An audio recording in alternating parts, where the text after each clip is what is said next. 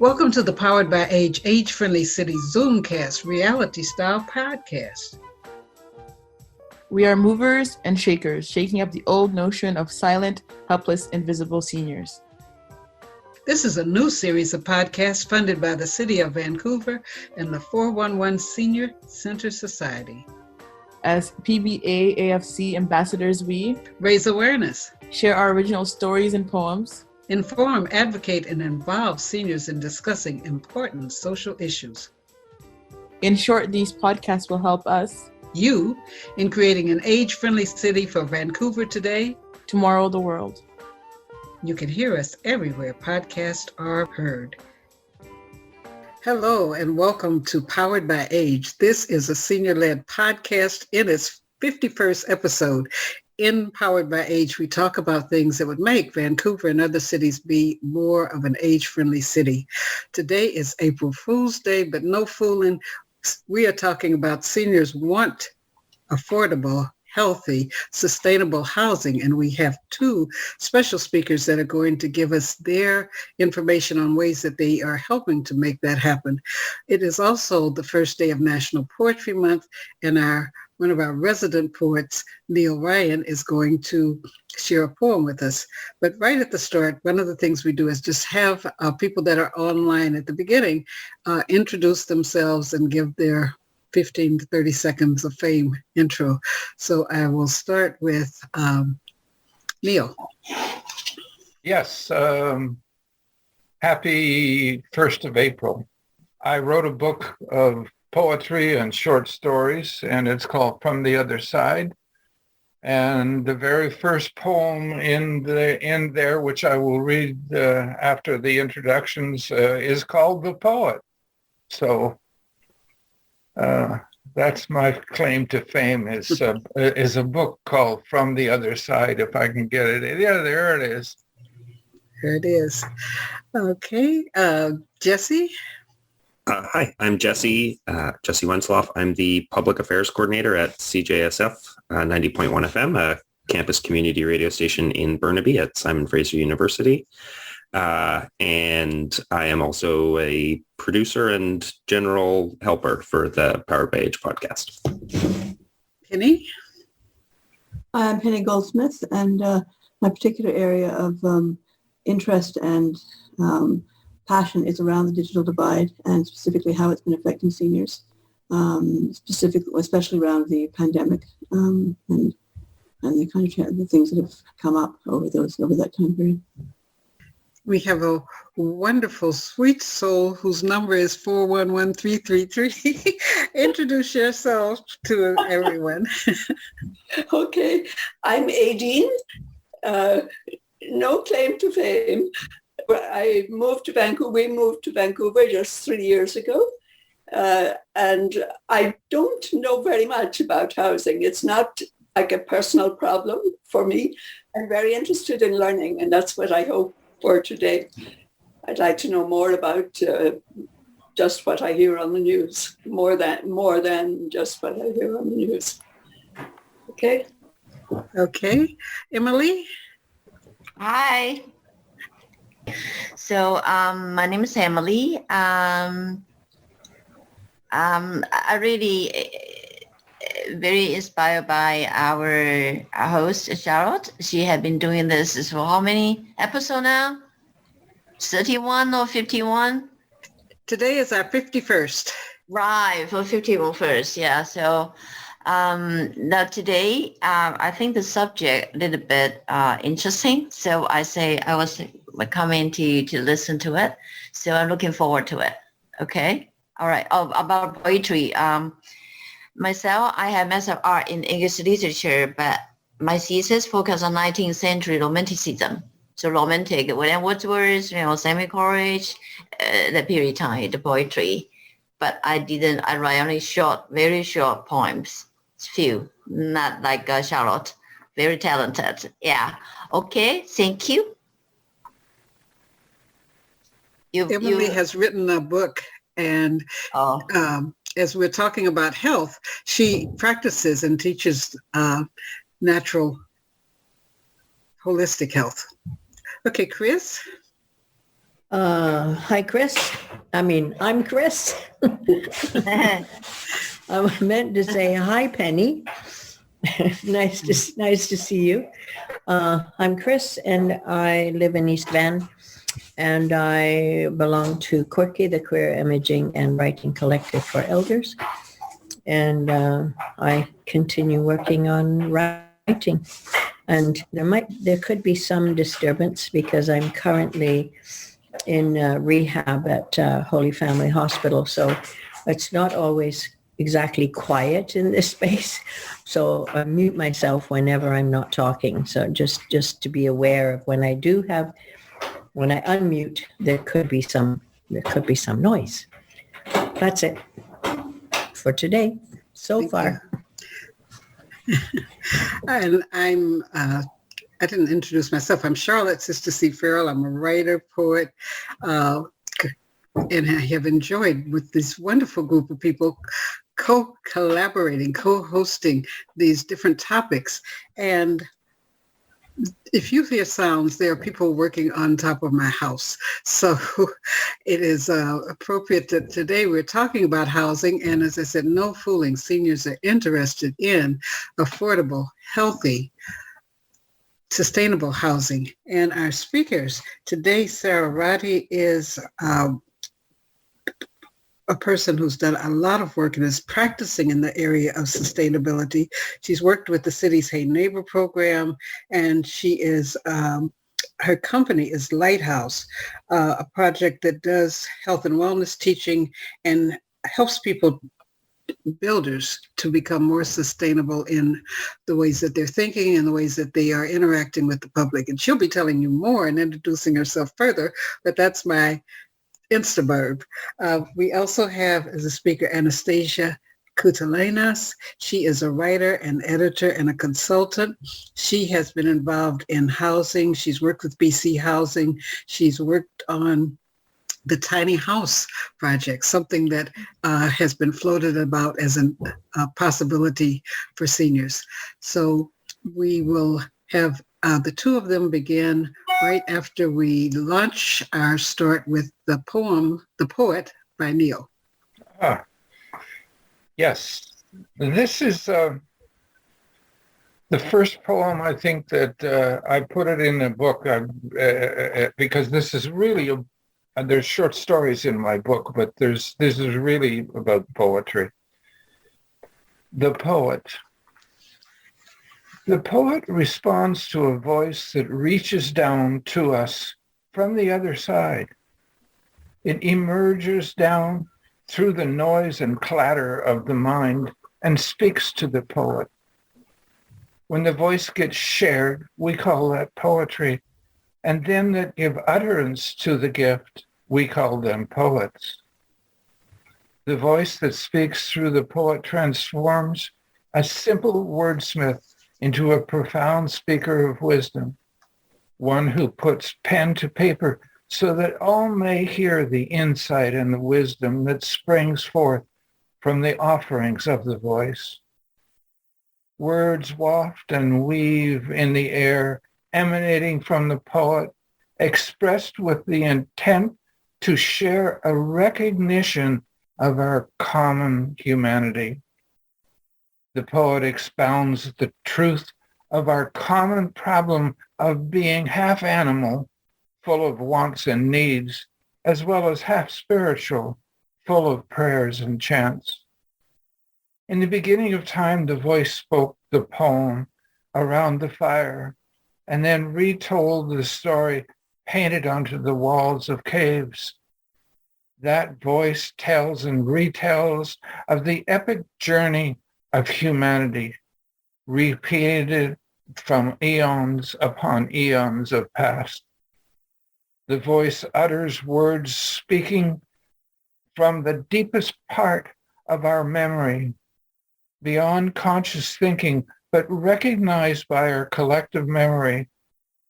That poetic voice can be understood by every human being in the world without regard to race, color, ethnicity, gender, or religious belief. The poet speaks to everyone as we all share a common memory emerging from a distant past. It is the same voice that spoke to the poets who wrote the Iliad, the Odyssey, and the Epic of Gilgamesh, the rhyme of the Ancient Mariner, and Ozymandias' King of Kings. It is the voice that spoke to our forebears, and we recognize a few of their names: Ovid, Homer, Rumi, Shelley, Tagore, untold others in every language and every time. Poets speak to us of our common ancestry from when we became aware that life is a series of experiences of tragedy and of joy. Poets share in a million ways the joys and tragedies that we all recognize. A tale of heartbreak and horror, of joy and ecstasy. Poets share the story of what it is to be human, a journey that is common to us all. Happy Poetry Month. Thank you. And while our two speakers are not poets, I know from their heart that they are doing work that looks to the humanity of all. So what is going to happen is each are going to give a bit of an overview of their work and company, and then there might be an exchange between them, but also you will be welcome to ask questions, make comments, etc. So we're beginning with Sarah, and she has something that is a transition to the kind of work that Anastasia does. Yeah, great. Thank you, Charlotte, for having me. My name is Sarah, and as you mentioned previously, I work at an organization called Lighthouse, and we do a bunch of things, but what I primarily do is we work on buildings to make them more sustainable. And also there's this interesting transition in the industry at the moment, the green building industry, where health and wellness is becoming a really big part of sustainability. It's that human piece within sustainability. And it's exciting to see this development unfold as I'm working on projects and where it's going in the future. So just to describe what that is a little bit more, what that typically looks like is we will be contacted by a developer or an architect, someone along those lines, and they'll have sustainability goals or they'll have health and wellness goals. And this can be for residential projects of all sorts, affordable, not affordable, senior living, and so forth. It can be retail, interior design projects, industrial schools, so on and so forth. And usually there's a goal in mind. And what we often see happening is a building will get some sort of certification to show that they have achieved measurable, verifiable sustainability criteria for health and wellness. It's a very interesting time in the industry, especially with the pandemic, the shift toward health and wellness is becoming more and more prominent. And so what does that look like? Now there's something for your interest called the Well Building Standard. This is one that I try to promote as much as possible.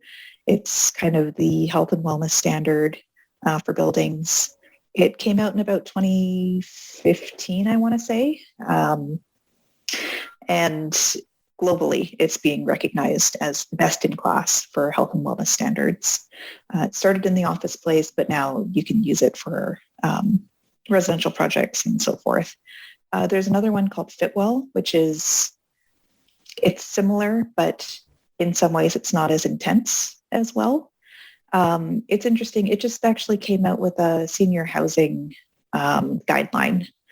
And so that's one that I'm hoping to see get used. I haven't seen a specific health and senior housing health and wellness guideline developed before, so it's exciting to see that that's happening. And then, of course, there are specific topics that I'd be happy to go into as the conversation develops more. Anastasia, you may not recognize me. My name changed recently, but I worked with you on the tiny house project with Christina. So just a shout out to that, and looking forward to continuing the conversation about tiny houses too. Charlotte and I had a bit of a chat yesterday, and it's interesting as it relates to seniors and the potential. So with that, I'll let Anastasia jump in. Hi, and hi, Sarah. Hi, Charlotte, everyone else. Thank you for having me today. My name is Anastasia Koutalianos. I am the co-founder of the BC Tiny House Collective, and we formed that in July of 2016. But my background is primarily in writing and editing and communications consulting, as well as, I fell into housing. So in 2014, I was the interim director of communications and marketing with Habitat in Vancouver. And it was there just before I left that contract that I wanted to explore how we could look at building practices, especially conventional building practices, and perhaps use the tiny form as kind of a model to explore how we could be a bit more innovative in some of our practices.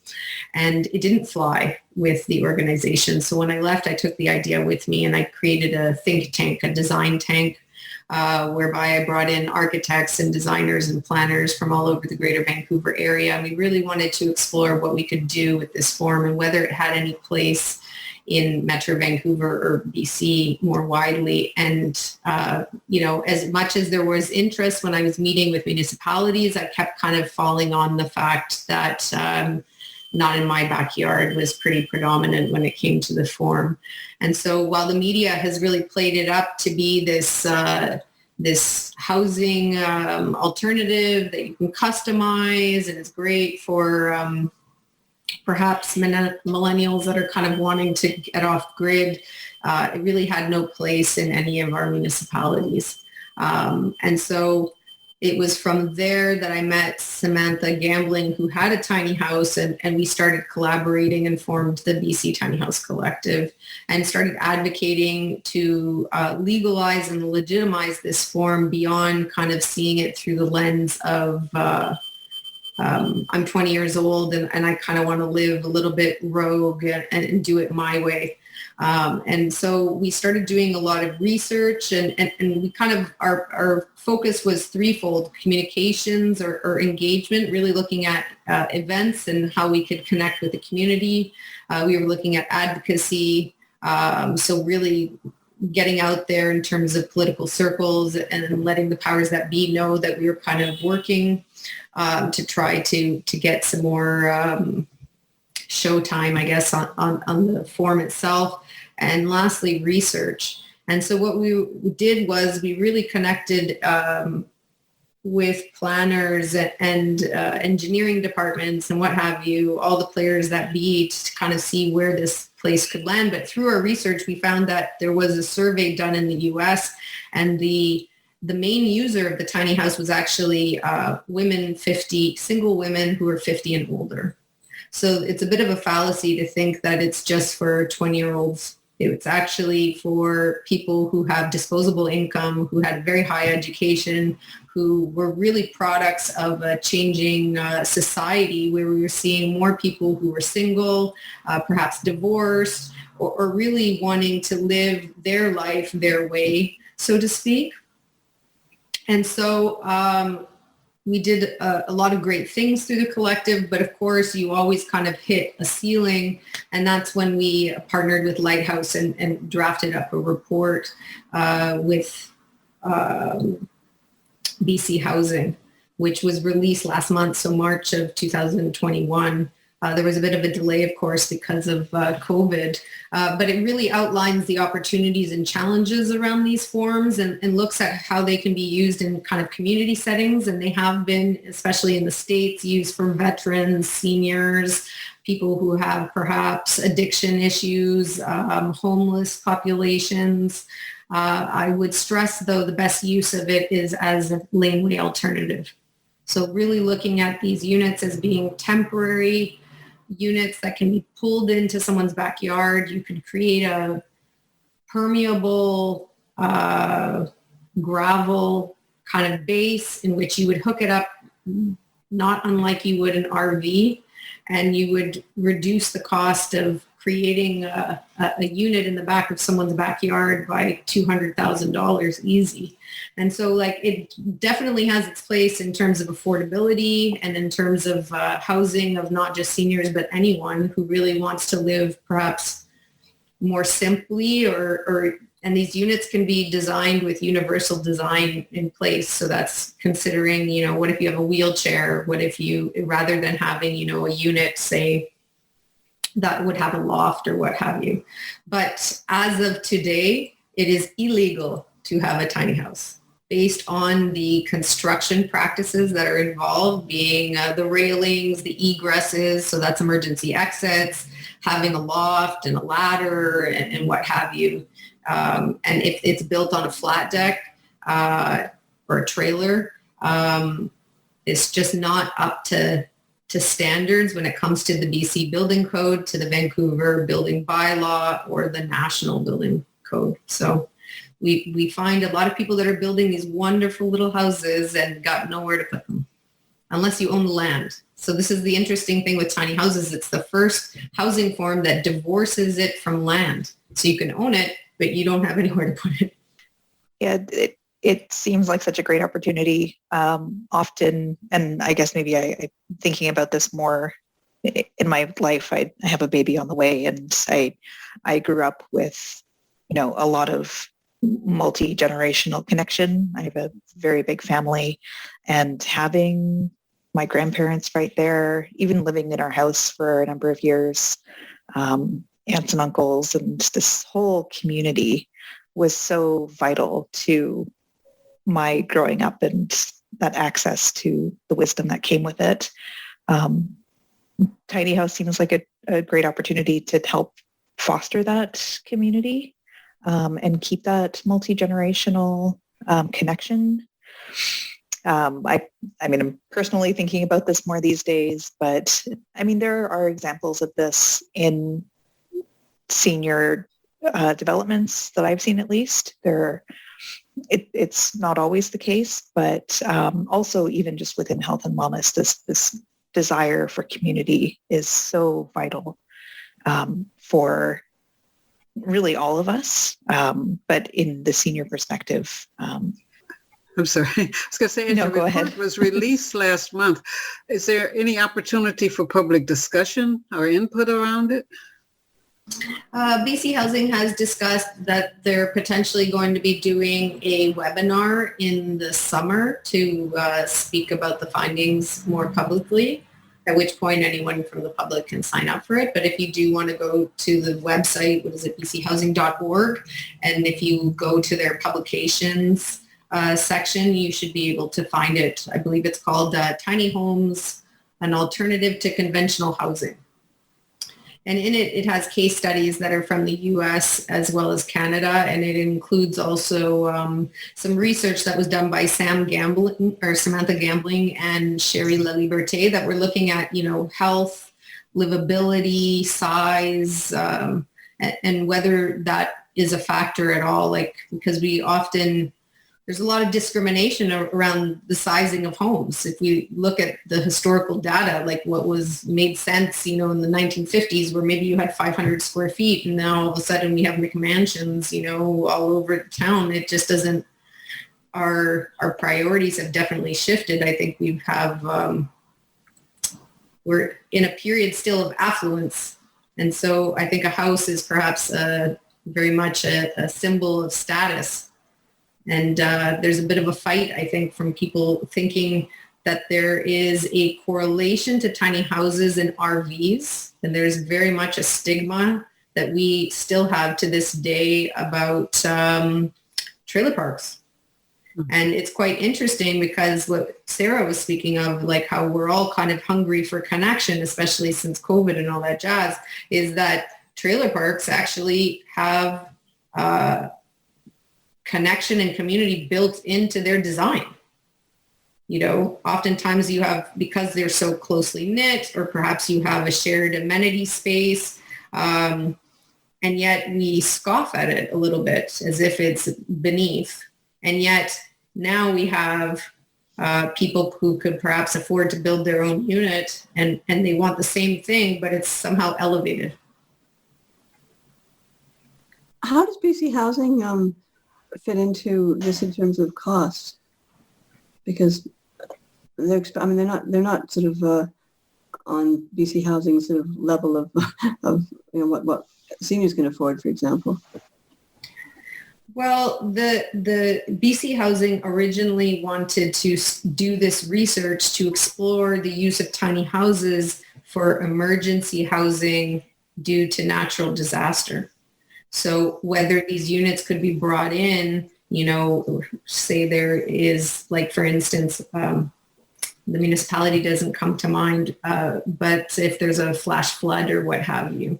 So I don't know that they were necessarily looking at a specific target group, but they have, like, as part of their research mandate is to do technical reports that kind of explore housing from all angles. So I think they were curious to see how these units, especially because they're getting a lot of press these days, how they play into the kind of the greater housing affordability kind of question, and whether they could play some part in. I don't know that, given, like, if we're looking at Vancouver, for instance, and we're looking at senior housing, tiny houses perhaps is not the best use.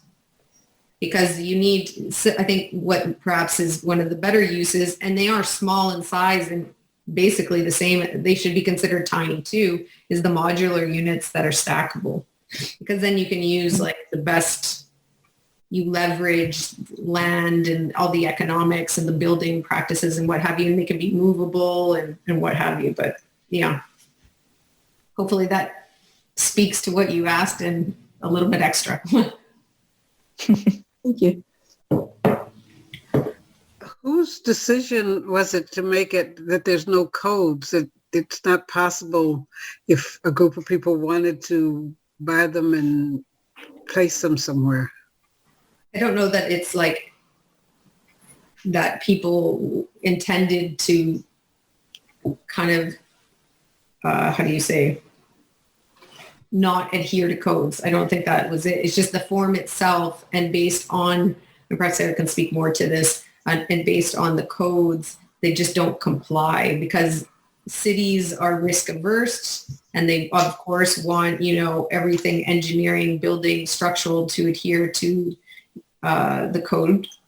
And so if you have a double to maximize the space, because tiny houses are often only 8.5 or 10 feet wide, depending on, the permit or the certification that you get if you're going through CSA, you're kind of limited in terms of space. So oftentimes they're using staircases or ladders or what have you, and just a ladder in a house at such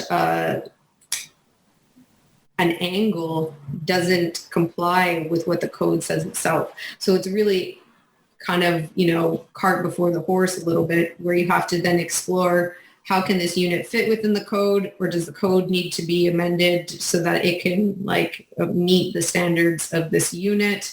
Does a CSA have to create a new standard that's specific to tiny houses instead of it always kind of falling out under kind of this gray area of being a mobile house or a park model or what have you? Because ideally you want tiny houses to be not just viewed as a temporary use, you want it to be seen as a full-time living residence. And because of that, there's a lot of kind of language and massaging. Mind you, the US has taken some steps. They have an international residential code. And in December of 2017, they created Appendix Q. And that looked at, making tiny houses a little bit more legitimizing some of the features within tiny houses, but it doesn't apply to mobile tiny houses. So now you have codes and I was invited to join a committee by the ASTM. So that's another building code that has global standards to create a mobile tiny house code, which is wonderful. But the thing is, If municipalities are saying no, who cares? If provinces are saying no, who cares? Do you know what I mean? You have a building code, but you have no precedence because no one wants these things in their neighborhoods. So the reality is you have to do twofold. You have to encourage codes to be made that meet all the kind of standard needs of a municipality from the perspective of risk and safety, but you also have to be creating, advocacy and like lobbying basically at all the levels of government so that it happens at a provincial level, that they say, if housing affordability is a concern, allow people to put tiny houses mobile, if you anchor it, if you skirt it, if you do X, Y, and Z so that they can put it in their backyard or however cities deem to use them. Otherwise, you're going to go one municipality by another, and this is such a waste of time. There was a woman in the States, in California, who did something similar. She did it with accessory dwelling units, or what we call laneway houses or coach houses or carriage houses, whatever, a unit basically that's in someone's backyard. And she did it across the board. She went to state legislation and got it all mandated that effective immediately all municipalities had to allow it. That's how you affect change. You don't knock on every city door. This is a waste of time. So it's like, yeah, the code thing is tricky. And the report really outlines that piece. Yeah, the code, I can't speak to that. That's not something that I am comfortable talking about. But there is something you were mentioning about, just the very nature of tiny houses. They're unique because they're so customizable. And when I hear words like that, it reminds me of aging in place, which is a topic that comes up whenever I'm working on projects that have to do with senior living, families that grow out of the places that they live in. I'm not sure if people here are familiar with the concept of aging in place. Charlotte, you had mentioned when we talked briefly that it was something that was on your radar as well. I can certainly go into some more details about it. It's a great idea that I think is applicable to this topic. Have other people heard of aging in place? Are you kidding? Aging in place has been talked about for years now. And the problem with aging in place is there are not the supports there to allow people to age in place. So while residential care facilities are being filled up, particularly because people are living longer, and so these days most residential care facilities are basically, with the majority of people there are people with dementia and Alzheimer's, and so the rest of us are going to have to age in place. But the government and our Vancouver Coastal Health does not provide adequate supports and services to make that possible. So down with aging in place. I think aging in place as a concept is good, but aging in place in reality is virtually impossible unless you have enough money to hire people, unless you have a family around you that can fill in all the gaps. I'm alone. I'm single. I have no biological relatives living anywhere near here. I have lots of friends and lots of supports, but there's not a systemic way. You're talking about change, and you're talking about making systemic changes. And that certainly is something that we need here with respect to, you're talking about housing, but there's also the whole issue around supports for aging and older adults. This is an issue that they found with a lot of the community tiny houses that they would be building in the States when it came to like homeless populations. It's like, sure, you can have houses and you can put homeless people in there, but you have to have support system in place in order for them to thrive. That means maybe you have someone that helps with career development or mental health or addiction staff on site.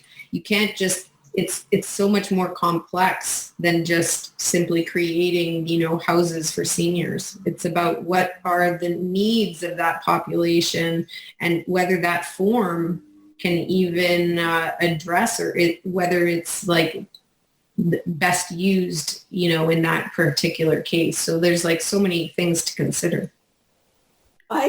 It's the first time I have heard the term aging in place.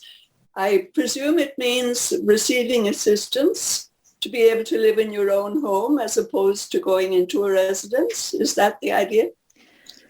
Yes, aging in place is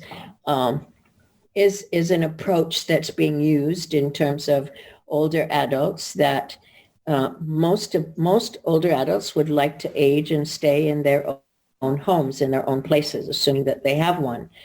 But the older one gets, the more supports one needs. And so aging in place is, as I say, is great in theory, but in my experience, it's not in practice because there are not adequate supports that are affordable. And that's the issue. It's the affordability of being able to have the kind of support that one needs in order to be able to age in place, particularly if you're an older woman living alone and don't have that biological family around you and biological supports, and you don't have a whole lot of money. Well, the age in place is also from a design perspective. So it's making sure that it's ensuring that the house itself is designed so that someone can live, their life in the home. That means maybe you have to retrofit the bathroom. You'll have to change and have railings added. Perhaps if you, at one point, you're in a wheelchair, you may have to lower all your counters. So this means you need money. And it can oftentimes mean like you're making a lot of shifts. Maybe you once lived on the second floor. Now your bedroom's on the bottom floor. Perhaps now you have to hire in staff to be with you full time. So it's like there is a cost involved. However, people are taking in consideration, say for a tiny house in this consideration, and let's say the unit is less than 500 square feet.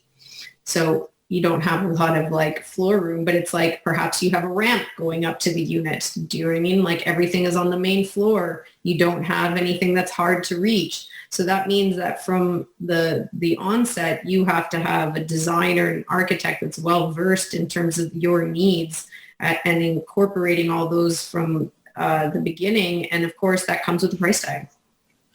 It is something that I have noticed on projects. So, I mean, these are new builds that I'm talking about that I'm typically involved in. So, multifamily, mid-rise, and so forth, where it's not about the retrofit because it's a new building. These things are being designed into the space right off the bat with the understanding that these things are attractive to really all types of people. I mean, even myself, I live in a home right now where actually a senior lived in here before. And I mean, this is just such a small example, but the flooring is non-slip. And I came from a rental before where the floor was, if there's water on the floor, you're going to go flying. So little things like this that, I mean, there are many examples. Anastasia, you listed a few, but like electrical outlets that are just raised higher off the ground right off the bat. And these are considerations that can be put into a building right off the bat, regardless of who's going to occupy it, but also in consideration of having various abilities and ages living in a building. Yeah, I was on the Seniors Advisory Committee for the City of Vancouver, and we spent years fighting with the City of Vancouver and the building code to make sure that the building code, in fact, did have those features in it. And so now the building code requires light switches and things like that are accessible, and also that things are convertible so that a kitchen sink, for example, may be fine as it is now, but the plumbing has to be put in such a way so that if someone needs to change it because they're now in a wheelchair, like I am at the moment, that it can be lowered without having to pay enormous amounts of money to plumbers. So, a number of us spent many years working on that. I think that the Provincial Co-op Association as well has been involved in that discussion in housing co-ops, whether when they're being built as new buildings, that those options are set up so that it's not going to cost a fortune to change things as needed. The couple of things that you've mentioned that is worth highlighting, and that is intergenerational.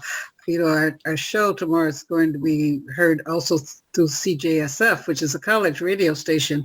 But often during COVID, people have had to talk more. And some issues that are intergenerational issues, I think that there's a different template, a different atmosphere of people seeing that, we need to both go to council together to talk about some of these things. It's not just something that's for older people, or it's not just something for millennials, that really planning housing and seeing what types of plans are going in. People who are interested in environmental issues. Sarah's mentioned some of the things, wanted to talk about sustainability factors that younger people are interested in that also benefit older people. I saw a talk that was offered at Buildex, which was a conference for construction builders, but they were talking about they have developed systems for classrooms that help learning retention, help with reducing isolation. Tell me, Sarah, what are some of the other sustainability things that are coming into discussion? Yeah, there's so many. It's really awesome to see how holistic sustainability has become for buildings. I mean, it touches on so many aspects. Just to name a couple, energy efficiency is a huge one that's typically top of mind when people think of sustainable buildings. And it certainly reflects in, for instance, City of Vancouver and the BC Step Code, which is very energy efficiency focused, but it goes far beyond that. There's the energy consumption of a building. There's also the energy that it took to create the building. So embodied carbon is a big topic as well. Materials, you can go on and on about, are they local? Do they have recycled content within them? Is there transparency about how these materials were extracted, manufactured, transported to the site? And same with the chemicals that are within the products. You can look at the VOCs, the volatile organic compounds, that off gas from things like paints and sealants and all these things.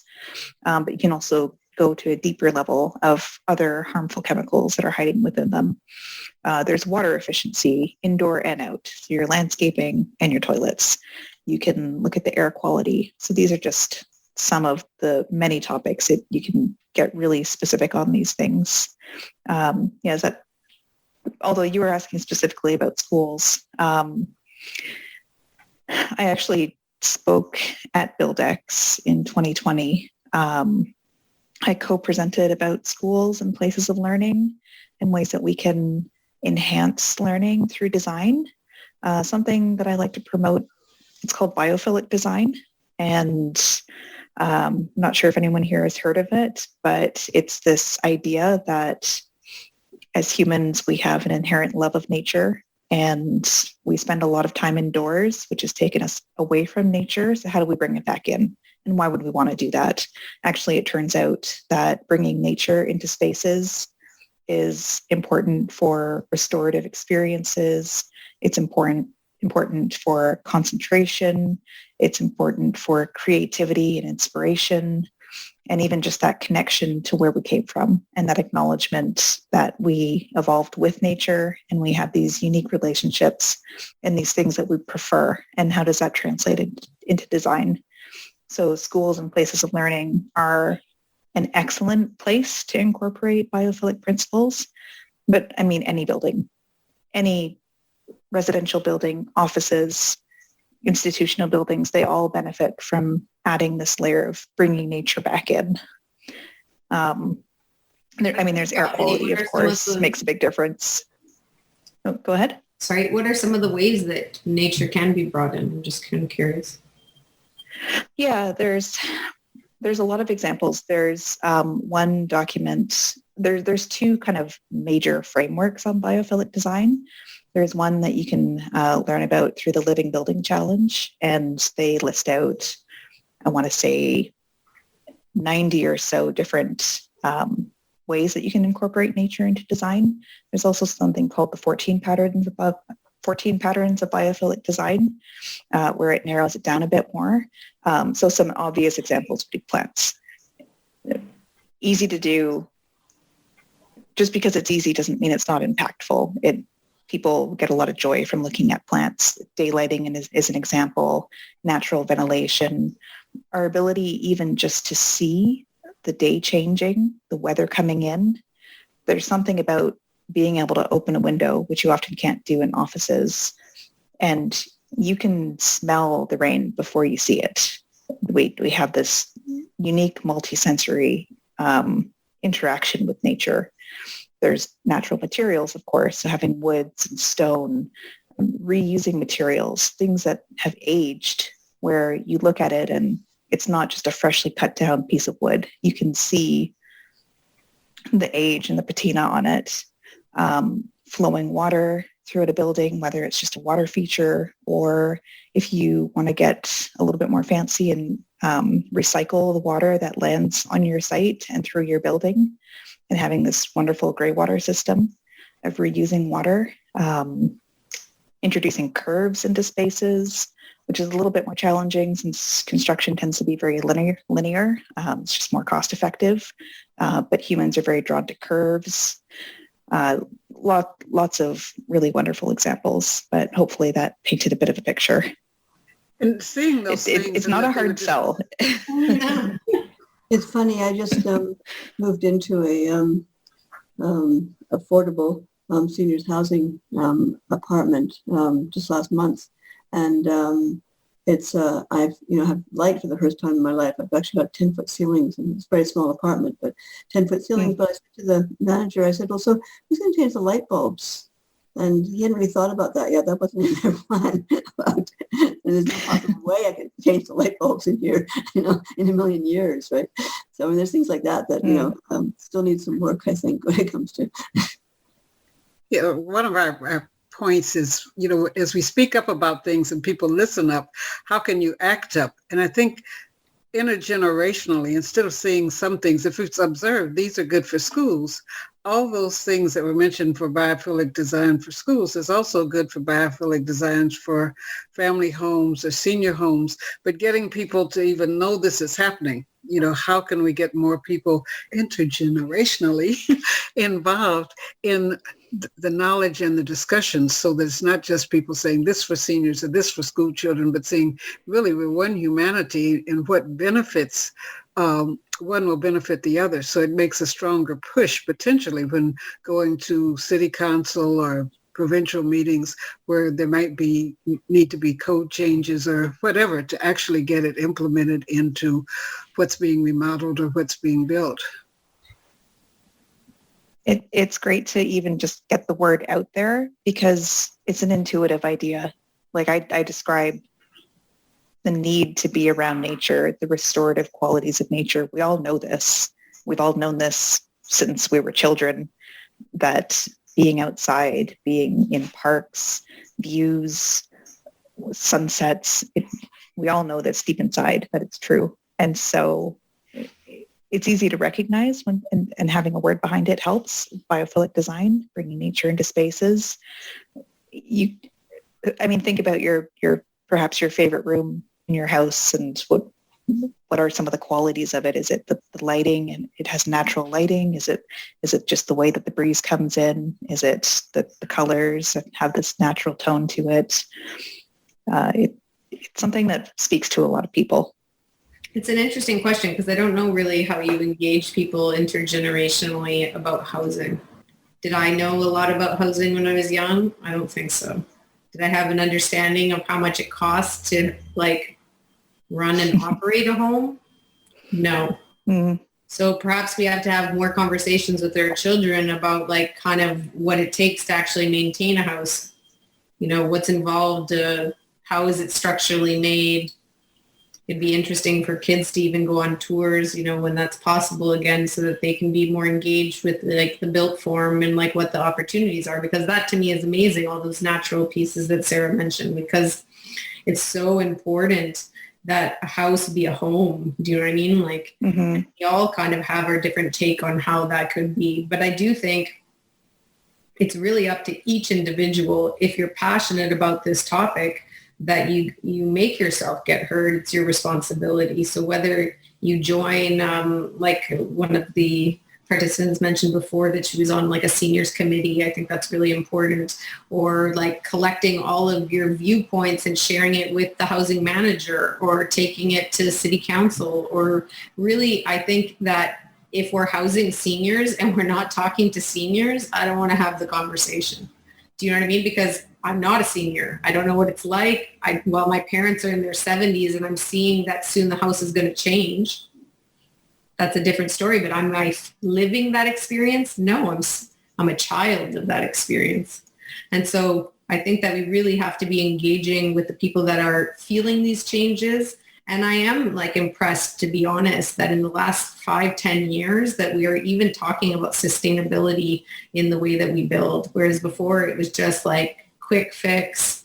How do we get the most money? Do you know what I mean? Like now we're even seeing like multi kind of, it's not just townhouses and, single family. We're getting a little bit more creative into like having multiple units on a site. But I think that this industry needs a major, major systemic change shakeup, because it is just so stuck in kind of the medieval ages in some ways, because it's so connected to capital. And so long as it is, it just kind of a lot of people just keep doing the same thing. But I am like hopeful that the pendulum is moving forward, that there's constantly people who are innovating, and LinkedIn is the only social media platform I'm on. So I do see a lot of architects and designers that are promoting like some projects that are coming out of Europe, that are just in Latin America and Asia, that are just brilliant. So yeah, I would say again that it's up to the individual to really kind of be engaged, and whether that's teachers encouraging students to get involved, parents, and just like if you have a passion for it yourself, that you just kind of take the initiative and be heard. And what's great about the pandemic now is that all the city councils before that required that you were in person to have your voice may have to kind of change the way they operated before, and now allow online commentary.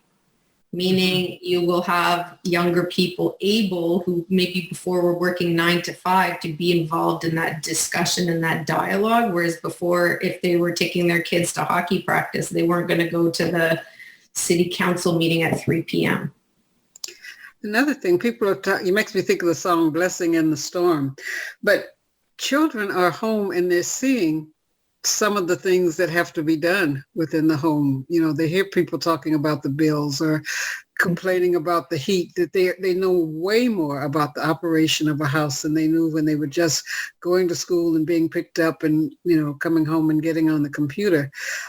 Also, the example, the young 14-year-old in Sweden who organized so many people around climate change, it shows that kids can be mobilized around an issue when they see the consequences. So the possibility for people within a community, there are, I think it's called Next Door. Really interesting things are happening in some of those community papers next door, where people are talking about, let's get together to support something that's happening in East Span, or let's get together to support something. So I think that there's a new climate where if people know about a report like the one you did on tiny homes, or if they know that something's being discussed about biofuel, that people can get together on Zoom, where there's Clubhouse. There are all these different places now where people can meet and talk.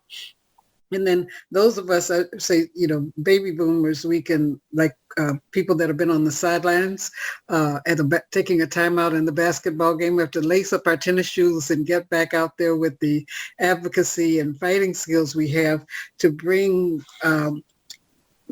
more light to really say, no, you can't just have a code like that. What are the things that are needed to be done and to push? But I think that people respect what people are talking a lot about, the different movements that have occurred, civil rights movement, women's movement, gay rights movement, all of the different movements, so that there is an atmosphere, I think, available. So that's why we're having this as a first-time conversation. Another person that was involved in Vancouver on the question of how to make the cities better is the owner or director of Wallace World. And Wallace World in 5 different countries have got these hub models. On Nanaimo, there are a few places that have done that. There's a hub.